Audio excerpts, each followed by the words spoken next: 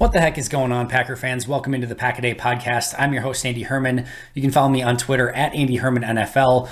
We have a literal metric butt ton to get to today because there is so much going on. There was so much news from Monday. Finished up my offensive grades for this week, so want to go over those as well. So let's get right into everything. We got some good news. We've got certainly some bad news. Let's start with some bad news. Let's just kind of break everything down as we kind of receive the news throughout Monday. The first news that we got is that Joe Barry tested positive for COVID, putting his status in doubt for Thursday. Highly unlikely that he will be available. So let's start there. What does that mean for Thursday? What does this mean moving forward for Green Bay? So like I said, first of all, very unlikely that Joe Barry would be available to coach on Thursday. There's still a slight chance that Matt LaFleur outlined in his press conference on Monday, but certainly not trending that way. You would think that Jerry Gray would likely be the person calling the plays, but they do have some different options. You could go with a Mike Smith. You could go with a Jerry Montgomery. You could go in a variety of different directions, but you would sort of expect it to be Jerry Gray. Matt LaFleur would not confirm that. I don't think this changes anything too much from a game planning standpoint. Joe Barry is still going to be very involved in the process, assuming that he's healthy enough to do so, which just knowing Joe Barry and his energy, I would assume that he's still going to be helping out in some capacity this week. And let's just start by saying that, right? The most important thing here is that Joe Barry and Davante Adams are hopefully as healthy as can possibly be and can get back to the Packers sooner rather than later. I think that's 1A on everyone's mind. But of course, Thursday game, there's a lot to prepare for. So we're going to jump into that because this is a Packers podcast. So as far as Thursday's game goes, it's certainly not ideal, right? I don't know that Joe Barry is going to all of a sudden come up with something mid-game that's going to just like, oh, we figured out now how to stop Kyler Murray. But this is the guy that you hired to be the brightest mind on the defensive side of the field. And he's not there when you're going to go against a undefeated Arizona Cardinals offense on the road with Kyler Murray, DeAndre Hopkins, etc., etc.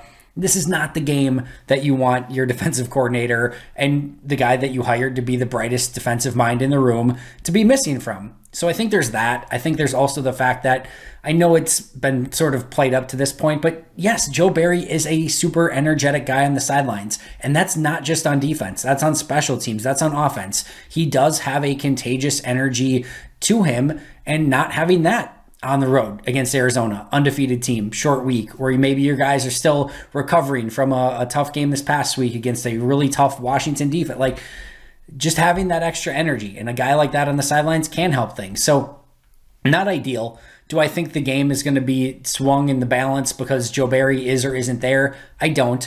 But in an already tough situation where you are going on the road in a short week, etc., having something like this happen just complicates things even more. We then found out that Green Bay would have to be in the advanced protocols through the remainder of this week. It sounds like Matt LaFleur sort of indicated that there could be other members of the coaching staff who may ultimately not be able to travel with the team this week. We'll see if we get any more updates on that. But advanced protocols mean that everyone's got to wear masks at all times. Everyone gets tested every single day. So there's just a higher level of scrutiny, which if you're doing more testing, the odds that somebody pops up as a positive, which we saw happen on Monday, right? Which we'll get to Davante Adams in just a moment. But Matt LaFleur also indicated that he didn't think it was going to be an issue with the players.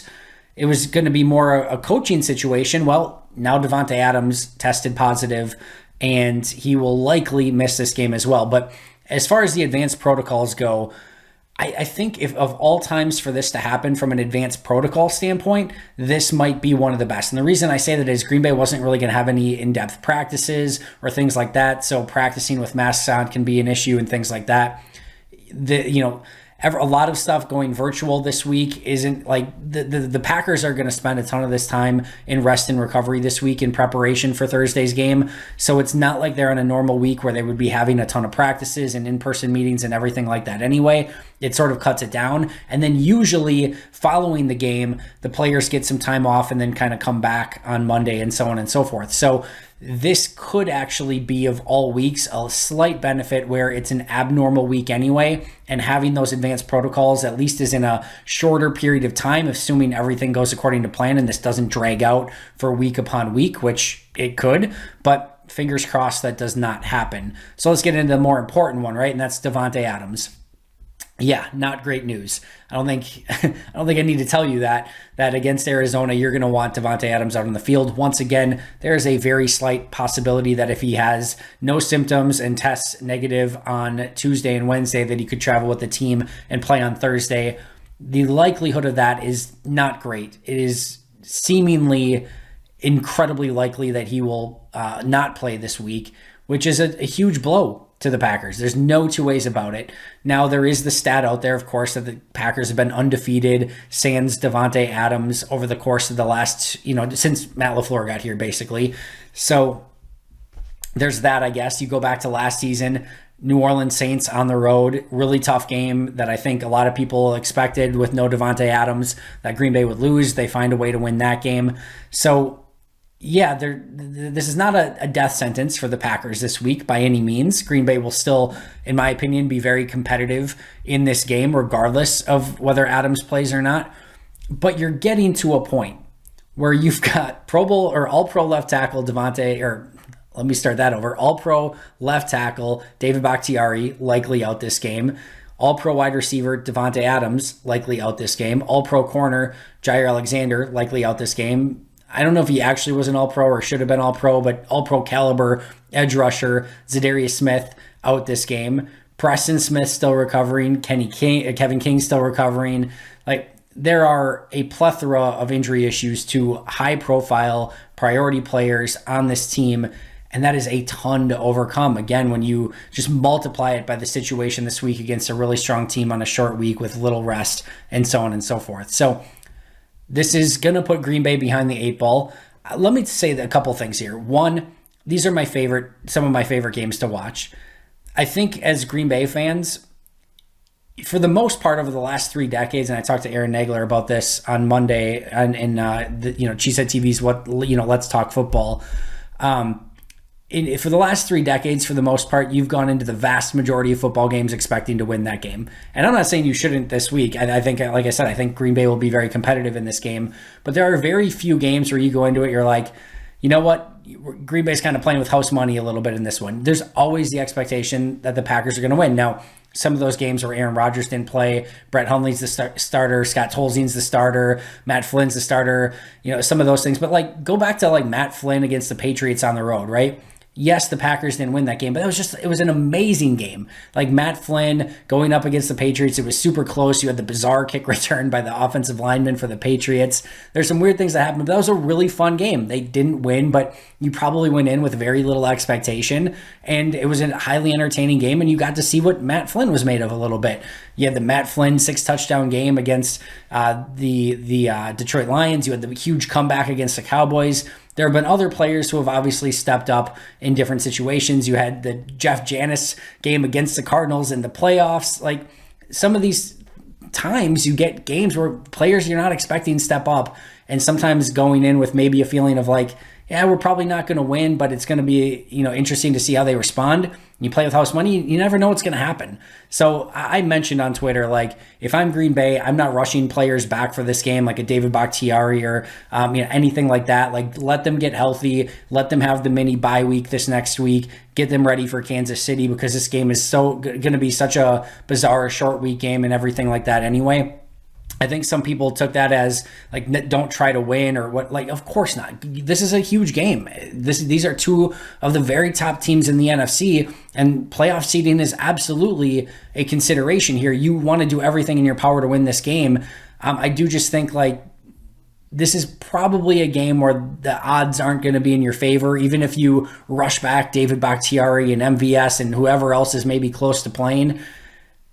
Let those guys have the time that they need. The worst thing you could have happen is you try to rush players back for this game to try to win this game, and they aggravate an injury, and then they become a long-term injury concern. So take your time this week.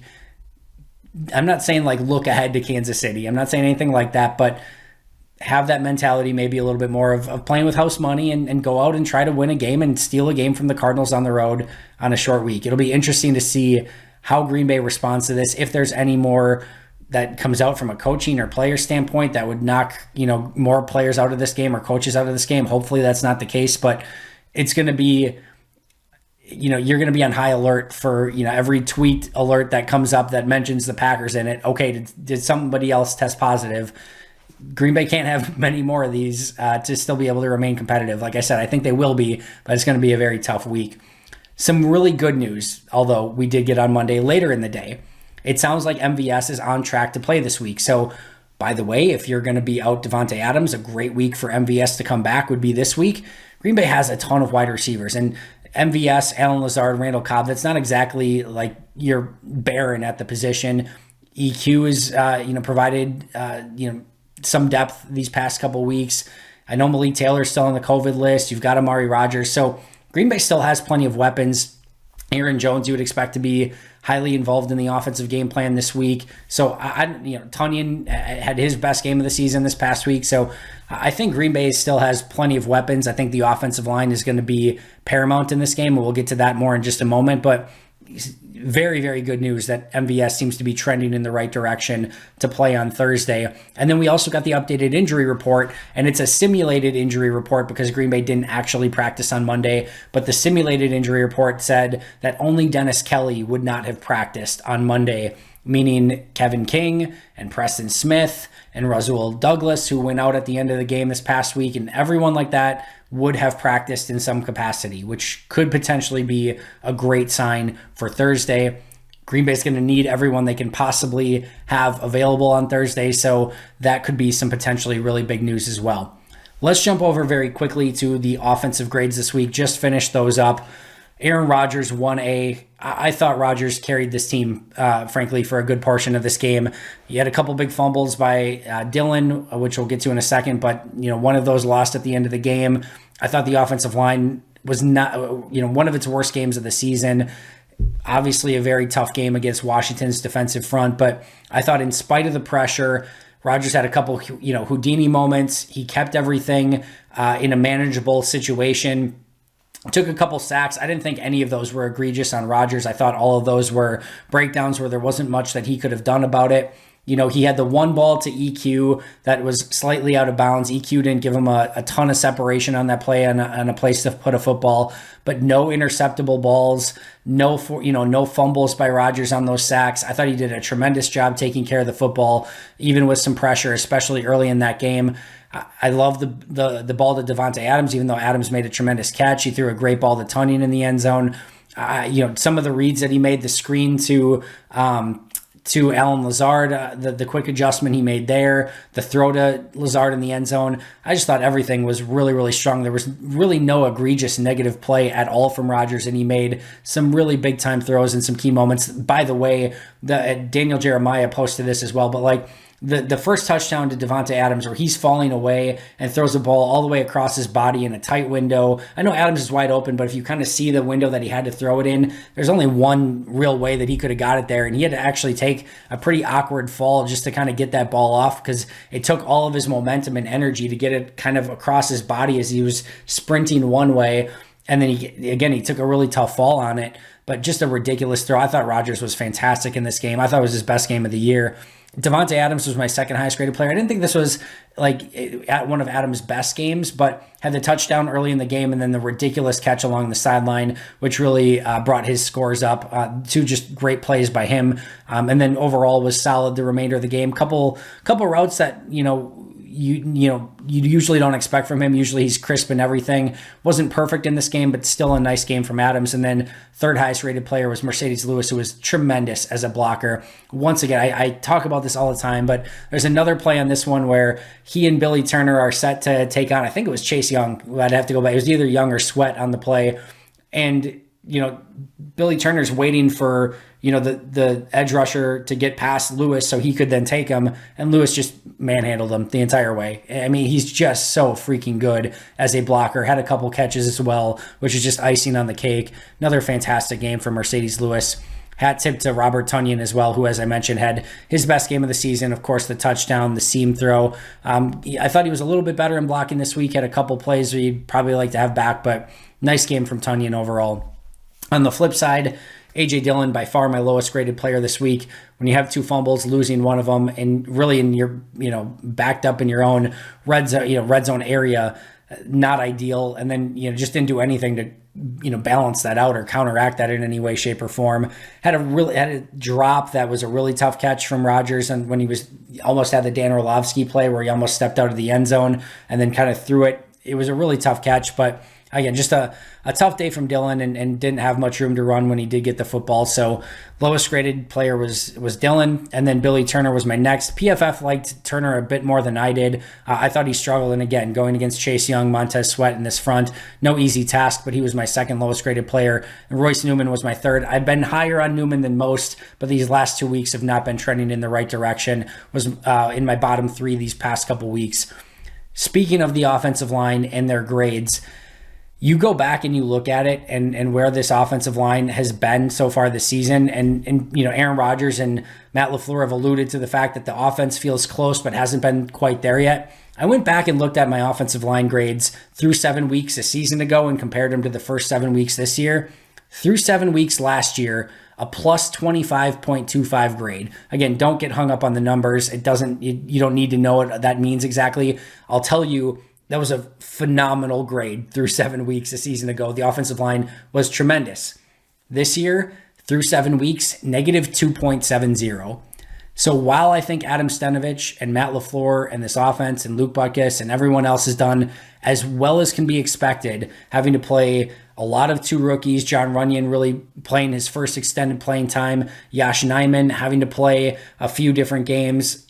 While I think they've hung in there as well as can be expected in this situation, the drop off from a season ago on the offensive line is very, very real. And I think getting Bakhtiari back, sliding Jenkins back inside, hopefully getting Myers healthy and kind of solidifying likely that center spot, probably moving either Runyon or Elton Jenkins to the right side to play right guard.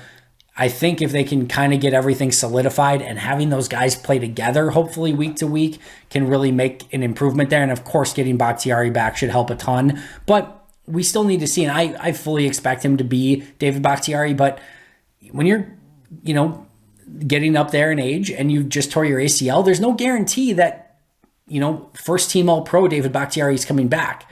And even if it's just really good, or maybe, borderline Pro Bowl David Bakhtiari, which would still be amazing, that's still not quite first team All-Pro David Bakhtiari. So we'll see what Bakhtiari we get back. And I expect him to be phenomenal because he's freaking the best tackle in football. But I think that still remains to be seen, and we will kind of take it as we go once he comes back. So big difference this year and last year, definitely the play of the offensive line. And again, no surprise, Corey Linsley is with the Chargers. David Bakhtiari's been out the entirety of the season. Jenkins missed time. Yeah, there's no way it's going to live up to the way that offensive line played through 7 weeks a season ago. But they're 6-1, and Bakhtiari's going to come back, and they're going to solidify that line. And I think you will see this offense take off when that happens.